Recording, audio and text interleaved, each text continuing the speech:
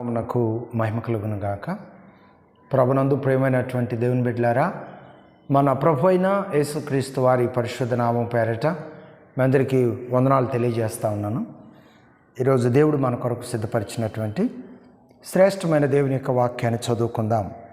యాకోబు పత్రిక 4వ అధ్యాయము 13వ వచనం నుండి మనము దేవుని మాటలు చదువుకుందాం. ప్రియులారా, నేడైనను రేపైనను ఒకానొక పట్టణమునకు వెళ్ళి అక్కడ 1 సంవత్సరం ఉండి వ్యాపారము చేసి లాభము సంపాదింతుము రెండని చెప్పుకుని వారలారా, రేపేమి సంభవించునో మీకు తెలియదు. మీ జీవం ఏ పాటిది? మీరు కొంతసేపు కనబడి అంతలో మాయమైపోవు ఆవిరి వంటి వారే. కనుక ప్రభు చిత్తమైతే మనము బ్రతికి ఉండి అది ఇది చేద్దామని చెప్పుకొనవలెను. ఇప్పుడైతే మీరు మీ డంబముల యందు అతిశయపడుచున్నారు. ఇట్టి అతిశయమంతయు చెడ్డది. ప్రియులారా, చదవబడిన దేవుని వాక్యాన్ని మనం జ్ఞాపకం చేసుకున్నట్లయితే, రేపేమి సంభవించునో మీకు తెలియదు. మీ జీవం ఏపాటిది?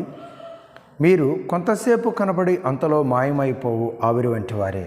కనుక ప్రభు చిత్తమైతే మనము బ్రతికి ఉండి అది ఇది చేదుమని చెప్పుకొనవలెను. ఈ లోకంలో ప్రతి మనిషి ఏదో ఒక పని చేయాలి, ఏదో ఒక వ్యాపారం చేయాలి. ఈ ప్రాంతంలో మనం చేస్తున్న వ్యాపారం సక్సెస్ అవ్వకపోతే మరి ఒక ప్రాంతానికి వెళ్ళాలి అనేటువంటి ఆలోచనలు ప్రతి ఒక్కరూ కలిగి ఉంటారు. ప్రియులారా, ఏమీ లేని స్థితిలో ఉన్నటువంటి వారు మెల్లమెల్లగా వృద్ధి చెందిన తర్వాత ఈ తక్కువగా ఉన్నటువంటి వారిని విమర్శిస్తూ తక్కువగా మాట్లాడే విధానాలు మనం గమనిస్తూ ఉంటాం. ఏదేమైనప్పటికీ చిన్న స్థితిలో నుండి మెల్లమెల్లగా సంపన్న స్థితిలోనికి వచ్చిన ప్రతి వారు కూడా మొదటి స్థితిని ఎప్పటికీ మర్చిపోకుండా దేవునికి మహిమార్థంగా జీవించే అనుభవాలలో వారు ఎప్పుడూ నిలిచి ఉండాలని దేవుని వాక్యం తెలియజేస్తాం. ఈరోజు చాలామంది ఈ లోకంలో నేనే కష్టపడుతున్నాను, నేనే సంపాదిస్తున్నాను, నేనే అనుభవిస్తున్నాను అని చెప్పి వారికి వారే హెచ్చించుకొని సంతోషించేవారు చాలామంది ఉన్నారు.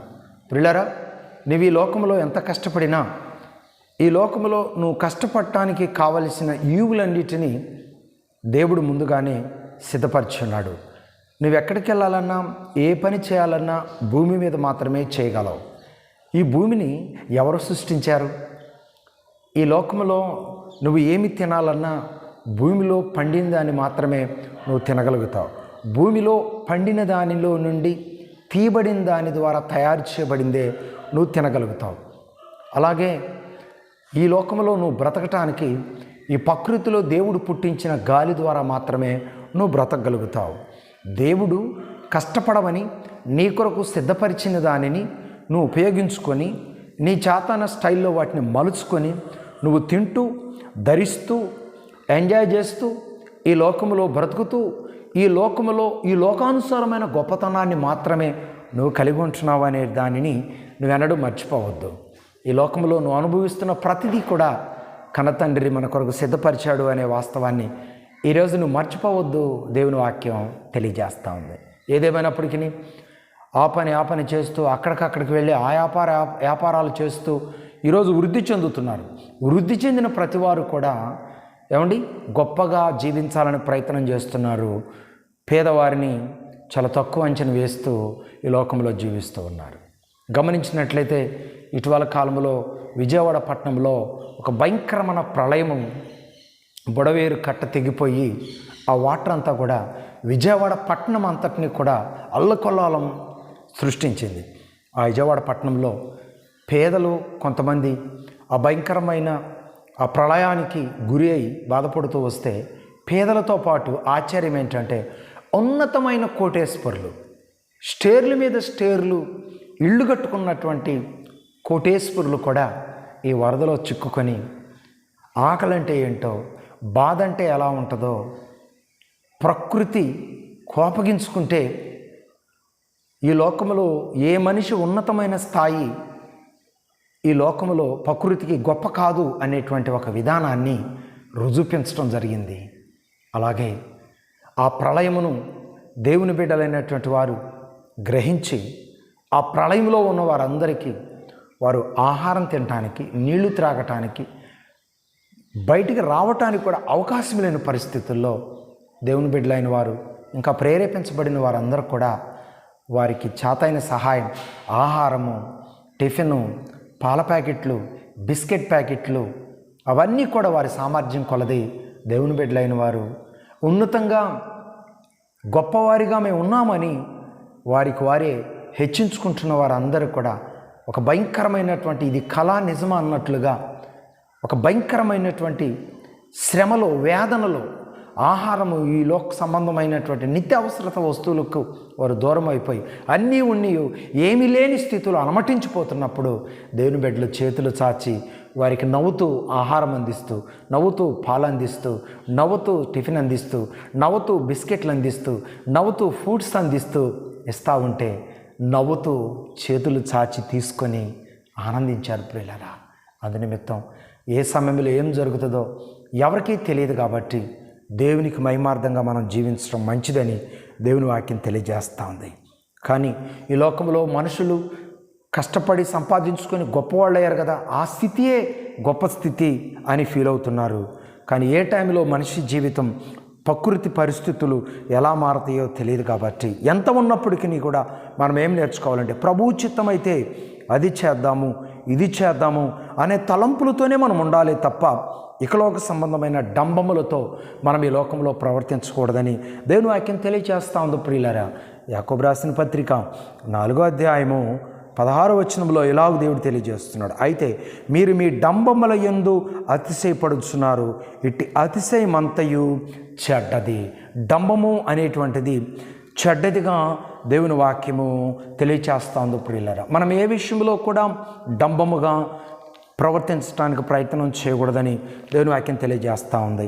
ఈ లోకములో నీకు ఉన్నదాన్ని బట్టి, నీవు కలిగిన దాన్ని బట్టి ఒకవేళ డంబముగా ప్రవర్తిస్తూ ఉన్నావా, అది నీ జీవితానికి ఎప్పుడు క్షేమము కాదు అని దేవుని వాక్యం తెలియజేస్తాం. ఒకసారి దైవ గ్రంథాన్ని మనం పరిశీలన చేసినట్లయితే కీర్తనల గ్రంథము 10వ కీర్తన 3వ చరణంలో ఈ విధంగా దేవుడు తెలియజేస్తున్నాడు, దుష్టులు తమ మనోభిలాషను బట్టి అతిశయపడుదురు, లోభులు యెహోవాను తిరస్కరింతురు, దుష్టులు పొగరెక్కి యెహోవా విచారణ చేయడను కొందరు దేవుడు లేడని వారెల్లప్పుడూ యోచించుదురు.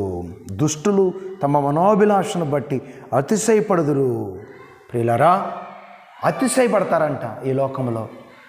మనం ఎప్పటికీ ఎట్టి పరిస్థితుల్లో కూడా అతిశయపడటానికి ప్రయత్నం చేయొద్దు ప్రియులారా. ఎక్కువగా ఈ లోకంలో ఉన్న ప్రజలు దేనిని బట్టి అతిశయిస్తున్నారు? కీర్తనల గ్రంథము 49వ కీర్తన 6వ చరణాన్ని ఒకసారి మనం గమనించినట్లయితే దేవుని వాక్యం ఇలాగ తెలియజేస్తాం, తమ ఆస్తియే ప్రాపకమని నమ్మి తమ ధన విస్తరణ బట్టి పొగుడుకొను వారికి నేను ఎలా భయపడవలెను? ఎవడును ఏ విధము చేతనైనను తన సహోదరిని విమోచింపలేడు. వాడు కుళ్ళు చూడక నిత్యము బ్రతుకున్నట్లు వాని నిమిత్తము దేవుని సన్నిధిని ప్రాయశ్చిత్తము చేయగలవాడు ఎవడునూ లేడు. ప్రియులారా, దేవుని వాక్యము ఎంత చక్కగా తెలియజేస్తూ ఉందో గమనిస్తున్నారా? తమ ఆస్తియే ప్రాపకమని నమ్మి తమ ధన విస్తరతను బట్టి పొగడుకొను వానికి నేను ఎలా భయపడవలేను? ఈ లోకంలో ఆస్తి విస్తరించింది అనుకోండి, ధన సంపదతో గొప్పగా వర్ధిల్లారనుకోండి, వారిని పొగడాలి, వారికి పొగడతలు ఎక్కువగా ఉండాలి. కానీ గుర్తుపెట్టుకోండి, ఈ లోకంలో నీకు కలిగిన ధనము ద్వారా నీవు పొగడతలను కోరుకుంటున్నావా? అమ్మో వారికేమీ గొప్పవారని కొనియాడబడాలని నువ్వు ప్రయత్నం చేస్తున్నావా? నీ స్థితి దేవునికి ఏమాత్రం ఇష్టమైనది కాదు. నువ్వెంత గొప్పగా ఉన్నా, ఈ లోకంలో నువ్వెంత ధన సంపద కలిగి ఉన్నా, దేవునికి విధేయత కలిగి జీవించడం నేర్చుకోవాలని వాక్యం తెలియజేస్తూ ఉంది. అందుకే బైబిల్ గ్రంథంలో ఒక ధనవంతుడు ఎవరిని మోసం చేయలేదండి. తనకు కలిగిన భూమిలోనే పంట పండించాడు, చక్కగా పంటను సమృద్ధిగా దాచుకున్నాడు. ఈ పంట నేనే పండించాను అని చెప్పి చక్కగా నా ప్రాణమా తినుము త్రాగుము సుఖించుమని చెప్పి ఆనందిస్తున్నప్పుడు ఒక స్వరం వచ్చి అంటుంది, ఓ ఎర్రివాడా, ఈ రాత్రి నీ ప్రాణం అడుగుతున్నారో నువ్వు సంపాదించినవి ఏమవును అని చెప్పి ఒక స్వరము వినబడినప్పుడు చూడండి తన పరిస్థితికి ఎలా ఉందో. నిజమే ప్రియులారా, నీకు అన్నీ ఉన్నాయి, కానీ రేపేమి సంభవించునో నీకు తెలీదు అనే వాస్తవాన్ని నువ్వు తెలుసుకున్నప్పుడు నువ్వు కలిగిన దాన్ని బట్టి అన్నడు గర్వించడానికి, డంబముగా ప్రవర్తించడానికి ప్రయత్నం చేయడానికి ఎప్పుడు నువ్వు ఇష్టపడవు అని దేవుని వాక్యం తెలియజేస్తూ ఉంది.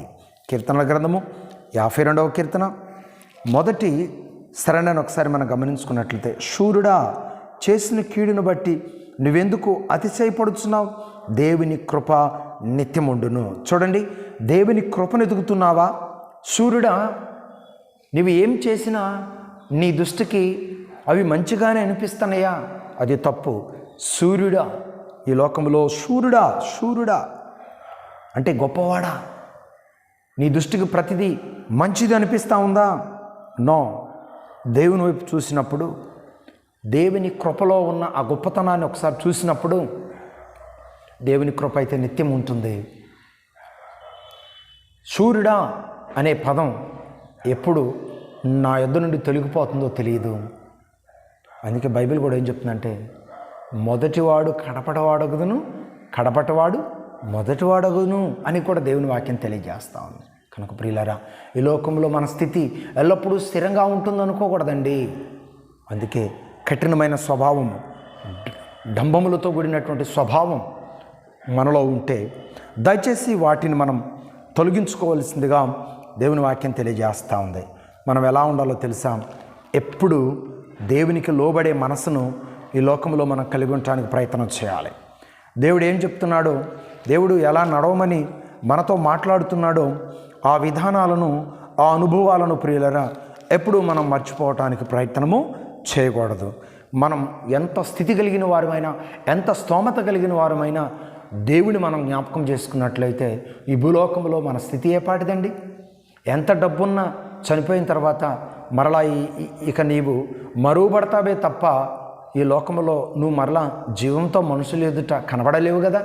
కానీ జీవం కలిగిన దేవుడైతే, సర్వసమృద్ధి కలిగిన దేవుడు, గొప్ప దేవుడు, ఉన్నతమైన దేవుడు, ఏమండి మనలందరిని రక్షించడానికి ఉన్నతమైన దేవుడు, గొప్ప దేవుడు ఈ లోకంలోనికి ఎలా వచ్చాడంటే దరిద్రుడిగా వచ్చాడు. ఎందుకంటే ప్రతి మనిషితో ఆయన మమేకమై మన పాపముల నుండి మనల్ని విడిపించి మోక్షరాజ్యానికి మనల్ని తీసుకెళ్ళటం కొరకాయ ధనవంతుడైన దేవాతి దేవుడు దరిద్రుడిగా ఈ భూలోకంలో పుట్టి నీ కొరకు, నా కొరకు ఎన్నో విలువైన మాటలు బోధించి దేవునికి లోబడే మనస్సు కలిగి ఉండాలి. ప్రతి విషయంలో దేవుని సహాయాన్ని కోరాలి. దేవుని వాగ్దానం చొప్పున నడవటానికి నువ్వు ఇష్టపడాలని దేవుడు కొన్ని అనుభవాలను మనకు నేర్పాడు. దేవునికి లోబడే అనుభవాలను మనకు నేర్పాడు. ఏంటి అనుభవాలు? మత్తయి సువార్త 6వ అధ్యాయము 10వ వచనాన్ని మనం ఇలాగూ చదివినట్లయితే, పరలోకమందున మా తండ్రి, నీ నామం పరిశుద్ధపరచబడును గాక, నీ రాజ్యం వచ్చును గాక, నీ చిత్తము పరలోకమందు నెరవేరినట్లు భూమి యందును నెరవేరును గాక. తర్వాత ఏమన్నాడు? మా అనుదిన ఆహారము నేడు మాకు దయచేయము. ఈ లోకంలో మనము ఎంత గొప్ప ఉన్నతమైన స్థితి కలిగి ఉన్నాం. తండ్రిని వేడుకునే మనసు మనం కలిగి ఉండాలి. పరిశుద్ధంగా జీవించి దేవుని రాజ్యాన్ని ఎప్పటికప్పుడు కోరుకునే విధంగా ఉండాలి. ఆ దేవుని రాజ్యం కూడా మన సొంతగా కోరుకోవటం కాదు.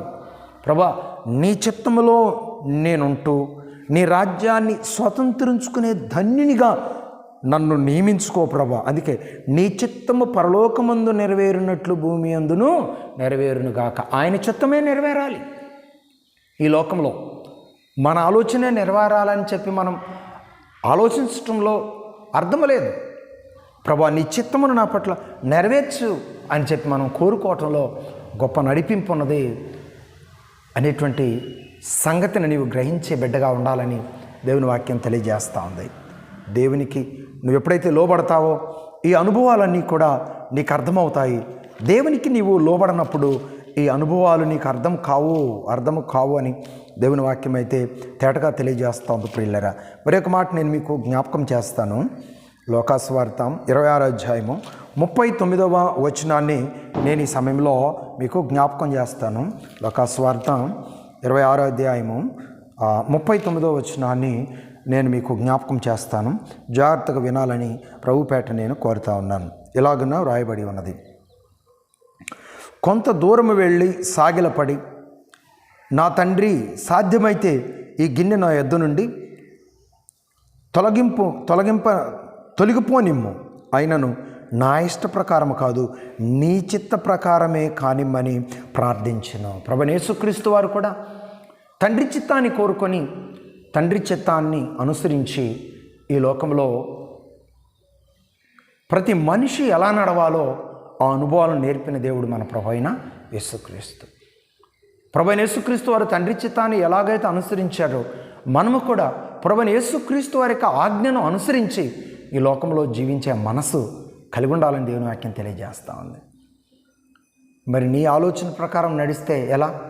దేవునికి లోబడి దేవుని ఆలోచన ప్రకారం ఈ లోకంలో నువ్వు నడవాలి, ఈ లోకంలో నువ్వు నిలబడాలి, దేవుని సాక్షిగా బ్రతకాలి అనేటువంటి భావన వాక్యంలో దేవుడు తెలియజేస్తున్న అనుభవాల ద్వారా నువ్వు గ్రహించబిడ్డగా ఉండాలని దేవుని వాక్యం స్పష్టంగా తెలియజేస్తూ ఉంది. ప్రియులారా, ఈ వాక్యాన్ని మనం అనుసరించి నడుచుకోవటం ద్వారా ఎన్నో అనుభవాలు వాక్యానుసారంగా మనం నేర్చుకోవచ్చు, ఆ అనుభవాలను రుచి చూడవచ్చు అని కూడా ప్రభువారి పేట నేను కోరుతా ఉన్నాను. అలాగే రోమీయులకు రాసిన పత్రిక 6వ అధ్యాయము 13వ వచనంలో దేవుడు ఇలాగ తెలియజేస్తున్నాడు, మరియు మీ అవయవములను దుర్నీతి సాధనములుగా పాపమునకు అప్పగింపకుడి, అయితే మృతులలో నుండి సజీవులమనుకొని మిమ్మును మీరే దేవునికి అప్పగించుకునుడి.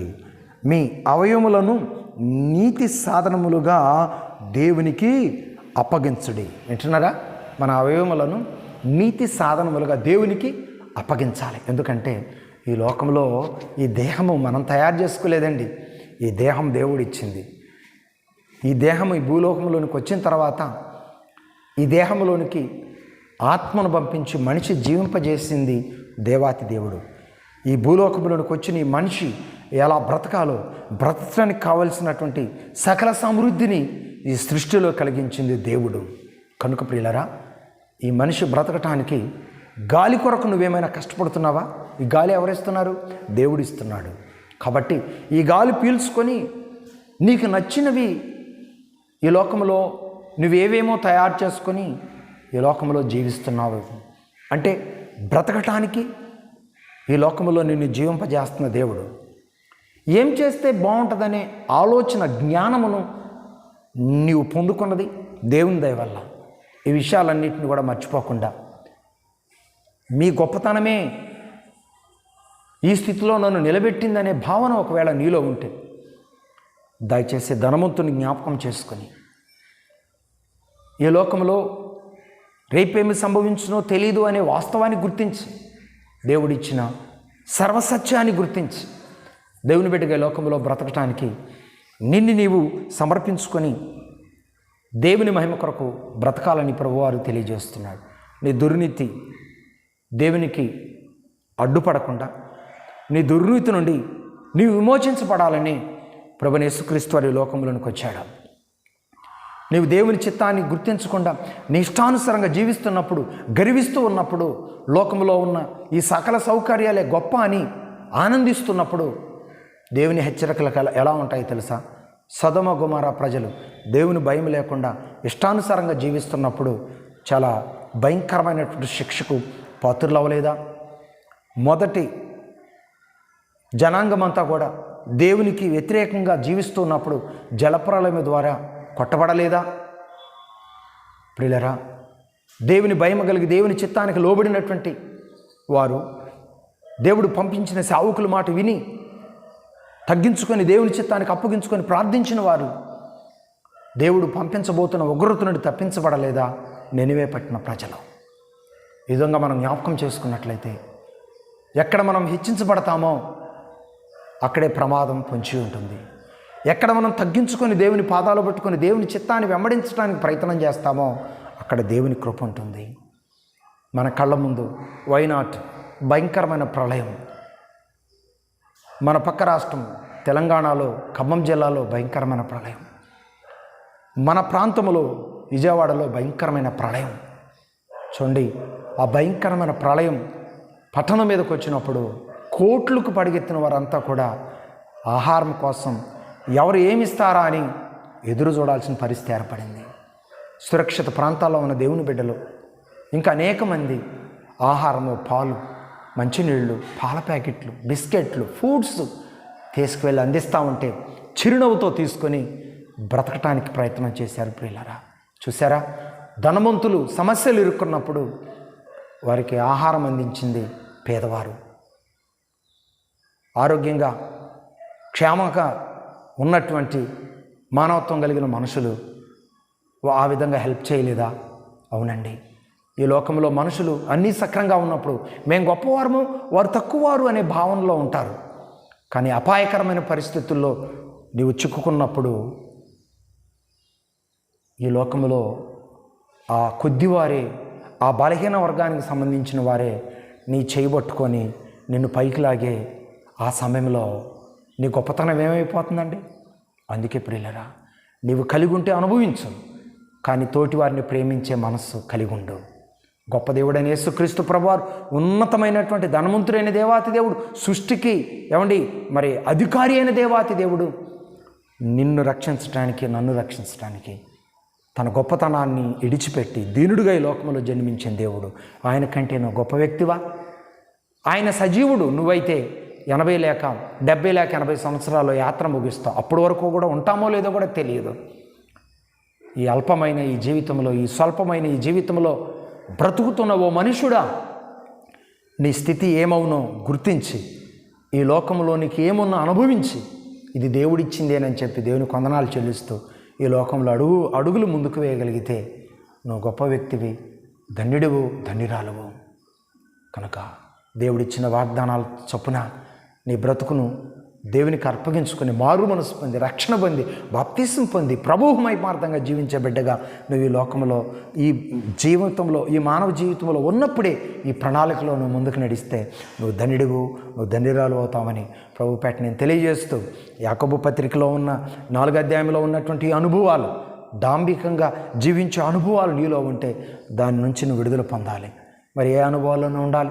దేవునికి లోబడే అనుభవాల్లోనూ ఉండాలి.